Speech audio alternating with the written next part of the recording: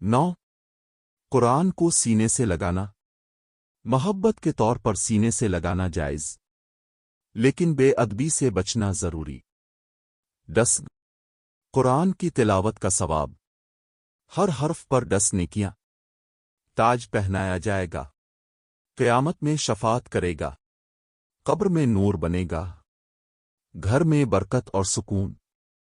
11 قرآن کو بخشش کے لیے پڑھنا، آسان ثواب کے لیے پڑھنا جائز۔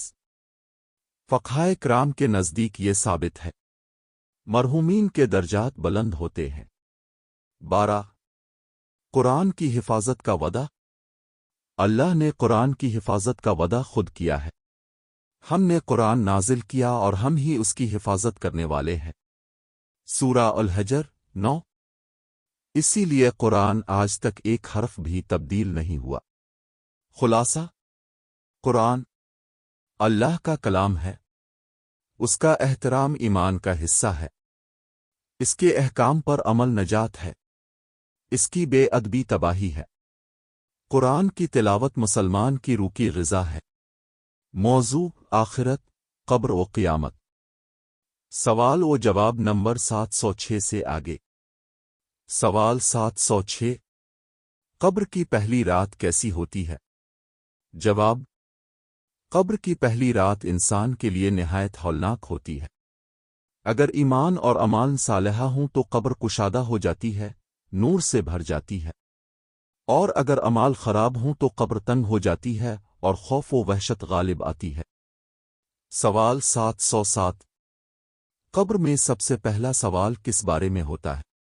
جواب، قبر میں سب سے پہلا سوال ایمان کے متعلق ہوتا ہے۔ تمہارا رب کون ہے؟ منیر بواکے۔ سوال 708 قبر میں دوسرا سوال کیا ہوتا ہے؟ جواب، دوسرا سوال تمہارا دین کیا ہے؟ میعاد نیاک۔ سوال 709 قبر میں تیسرا سوال کیا ہوتا ہے؟ جواب، تیسرا سوال یہ شخصیت کون ہے جو تم میں مبعوث کی گئی تھی، یعنی محمد کے بارے میں کیا کہتے ہو؟ میا کانتے تقاولا فن حزیا الرویجال۔ سوال 710 کیا سب مردے قبر کے عذاب کو سنتے یا محسوس کرتے ہیں؟ جواب، قبر کے عذاب کو مردہ محسوس کرتا ہے، عام انسان نہیں سنتا، البتہ جانور اکثر اوقات ان آوازوں کو سنتے ہیں۔ سوال 711 قبر کا عذاب کب شروع ہوتا ہے؟